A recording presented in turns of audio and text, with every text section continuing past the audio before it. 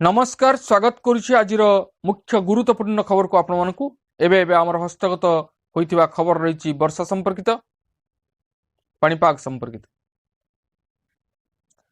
राज्य रे आमे देखुचे वर्तमान आकाश मेघाच्छन्न रही एवं ता सांगकु पागरे मध्य किछि परिवर्तन घटिछि।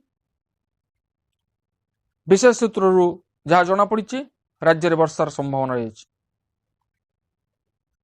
तेबे आमे जानिबा ए वर्षा राज्यर केउ केउ स्थान को प्रभावित करिवो एवं यार प्रभाव केउ केउ जिल्ला उपरे पड़िवो एवं केते परिमाण पड़िवो जहा राज्यवासी को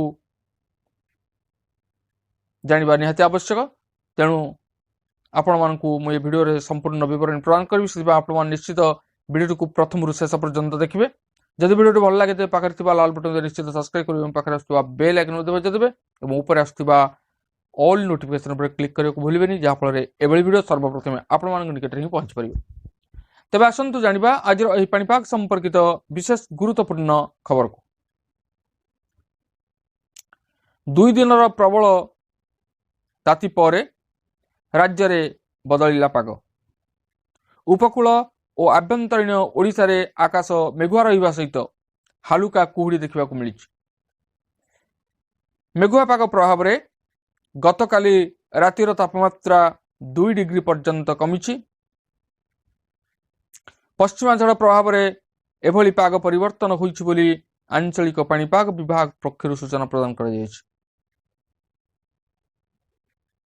एही पश्चिमा झड़ प्रभाव रे आसंता काली ठारू उत्तर आभ्यंतरीण ओडिशार अधिकांश जिल्ला रे हालुका वर्षा हेबार संभावना रही अछि। आसंता काली सुंदरगढ़, झारसुगुड़ा, बरगढ़ एवं नुआपड़ा जिल्ला रे हालुका वर्षा होई पारे। 11 तारिख रे वर्षार परिमाण और विस्तृति बढ़िबो बोली कहिछि आंचलिक पाणीपाग विज्ञान केंद्र। सेहीपरि जाजपुर, भद्रक, बालेश्वर, अनुगुलु, ढेंकानाल और केन्दुझर समेत पश्चिम ओडिशार 14टी जिल्ला रे वर्षा नहीं सतर्कता जारी करिछि पाणीपाग विभाग।